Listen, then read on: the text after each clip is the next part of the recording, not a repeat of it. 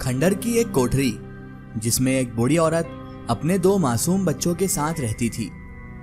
उसने मकान मालिक ने वो कोठरी मुफ्त में दे रखी थी ताकि उसकी मिल्कियत की देखभाल होती रहे। रात का दूसरा पहर सारे खंडर में इस तरह से प्रतीत होता था जैसे जमीन के अंदर बुलडोजर दौड़ रहे हों। तब बूढ़ी अक्सिया के बच्चे आकर डर के मारे उससे लिपट जाते और पूछते, अम्मा ये क्या हो रहा है? जवाब में अक्सिया बोलती कुछ नहीं और कहती सो जाओ, और इसी खौफ में उनकी पूरी रात गुजर जाती। शहर के बीचों बीच 100 फीट चौड़ा और लगभग 200 फीट लंबा चौड़ा एक प्लाट जिस पर बना है लपटों वाला का घर, जो वाकई में चौबे खानदान की एक ऐसी विवादास्पद संपत्ति का एक छोटा सा हिस्सा है जिसे ना कोई लेना चाहता है ना ही बेचना चाहता है। लपटा में उन्हीं के पास लगभग 500 एकड़ की जमीन आज भी है। परिवार इतना संपन्न है कि उन्होंने अपनी बहुत सी संपत्ति लोगों को दान में भी दे रखी है। तो आइए अब आते हैं कहानी के मुख्य किरदार पर। चौबे खानदान में 2 भाई हैं। 2 भाइयों में पहले वाले के 4 लड़के हैं, देवेंद्र, महेंद्र, नागेंद्र और राजेंद्र, और दूसरे वाले के 2 लड़के हैं, रमेश और सुरेश। वैसे चौबे खानदान में हर एक व्यक्ति पढ़ा लिखा और अच्छे सरकारी पदों में कार्यरत भी था। बस सुरेश ही था जो सरकारी नौकरी में नहीं था और खेती बाड़ी की देखभाल किया करता था और भाइयों को तिकड़म पड़ा के पैसे ऐंठता रहता था। महेंद्र ददऊ की 2 बेटियां हैं, रन्नो और बिट्टो।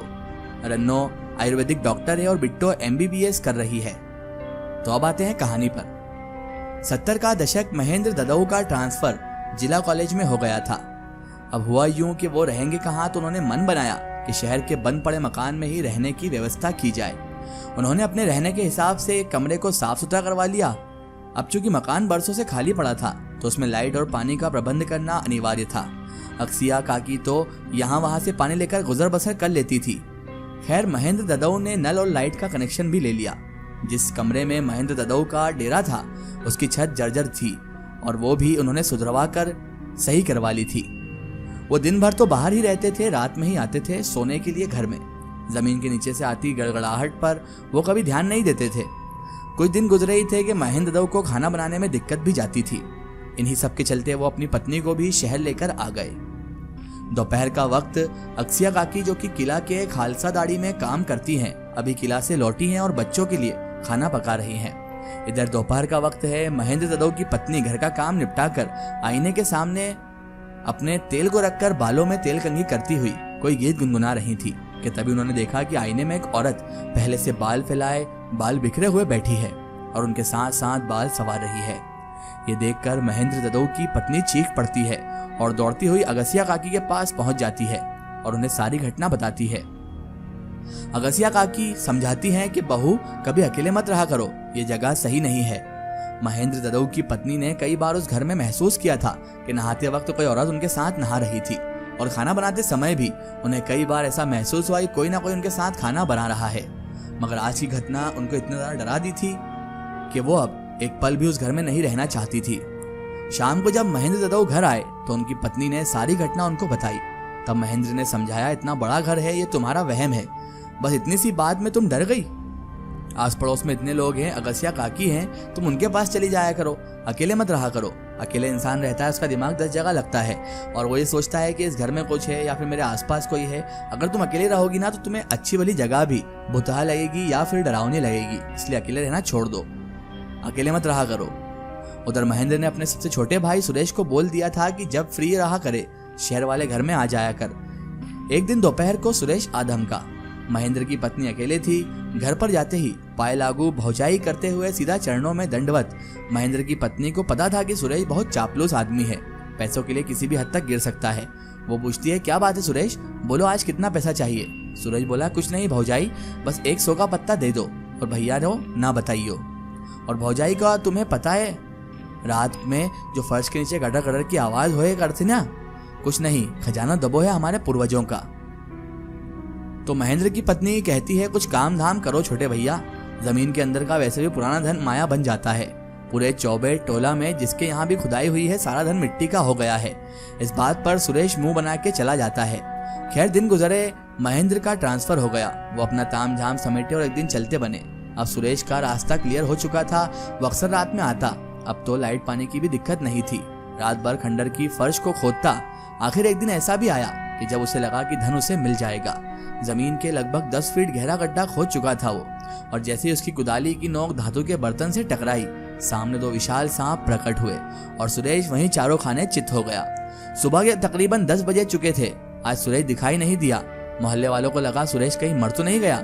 सबने दरवाजा तोड़ा, अंदर गए। सुरेश 10 फीट नीचे गड्ढे में बेहोश पड़ा था। उसका चेहरा फूल कर मटके जितना हो चुका था। उसे अस्पताल ले जाया गया और किसी तरह सुरेश ठीक हुआ। अब उसने कान पकड़ा, नहीं खोदेगा खजाना, और उसके बाद वो गांव भाग गया। गांव जाकर सुरेश ने सारे परिवार को ये बात बताई। सबने सुरेश का खूब मजाक उड़ाया। जो भी मिलता वो यही कहता कि क्या है सुरेश भाई, चले खजाना खोदने। सुरेश इस बात पर शर्म से पानी पानी हो जाता। देवेंद्र की बिटिया गांव आई थी। ये बात बिट्टो और रन्नो तक पहुंची। बिट्टो रन्नो भोपाल की पढ़ी लिखी थी। वो भूत प्रेत जैसी तकियानुसी बातों पर विश्वास नहीं करती थी। बिट्टो को MBBS करना था। अब प्रॉब्लम ये थी कि बिट्टो के साथ शहर वाले घर में रहेगा कौन। रन्नो उसके साथ रहने के लिए तैयार हो गई। दोनों शहर वाले घर में डेरा जमा लिए। बस उन्हें इस बात का डर था कि कहीं सुरेश काका की कहीं बात सच ना निकल जाए। इसी के चलते वो रात भर सारे घर की लाइट्स ऑन करके सोती रही थी। उन्हें भी खंडर में 2 बड़े बड़े सांप दिखे थे, मगर उन्होंने कभी इस बात पर गौर नहीं किया। रन्नो और बिट्टो की अब मोहल्ले में सहेलियां भी बन गई थी।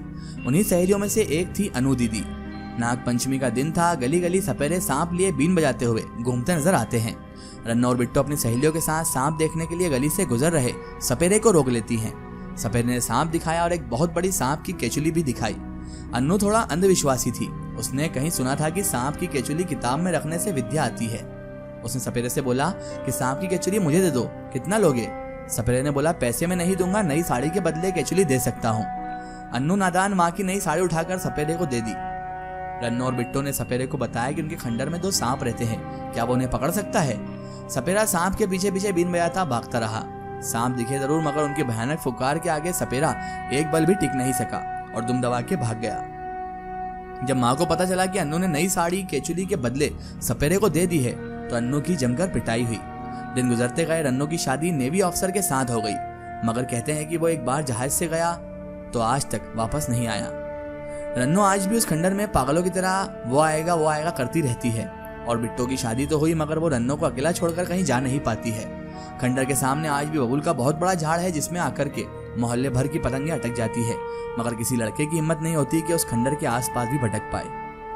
अगसिया काकी अब मर चुकी हैं। उसके बच्चे अब बड़े हो गए हैं, कहीं और मकान बनवा कर रह रहे हैं और अपने बाल बच्चे पाल रहे हैं। और लपटा वालों का खंडर आज भी वैसा ही है, बस इमारत का कुछ हिस्सा भूकंप के झटकों की वजह से गिर चुका है। पता नहीं उस खंडर का क्या राज था जो आज तक कोई पता नहीं कर पाया। बस उस खंडर में जो भी गया, या तो उसके हाथ कोई ऐसा हादसा हुआ कि वो पागल हो गया, या फिर उसने मौत को गले लगा लिया।